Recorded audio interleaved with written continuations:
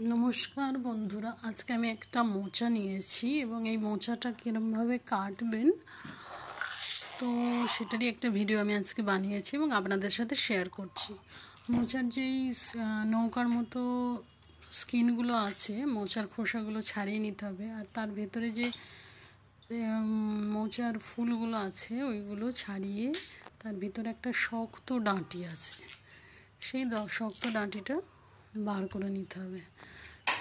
মোচা আমাদের বাঙালির কাছে একটা ইমোশন।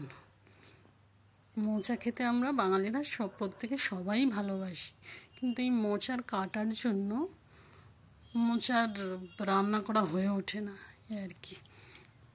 দেখুন আমি ডাঁটিগুলো কীভাবে ছাড়িয়ে ফেলছি। তো এরকমভাবে আস্তে আস্তে ডাঁটিগুলো ছাড়িয়ে তারপর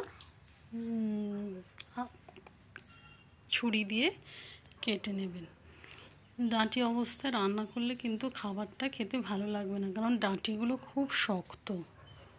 ভিডিওটি ভালো লাগলে লাইক করে দেবেন।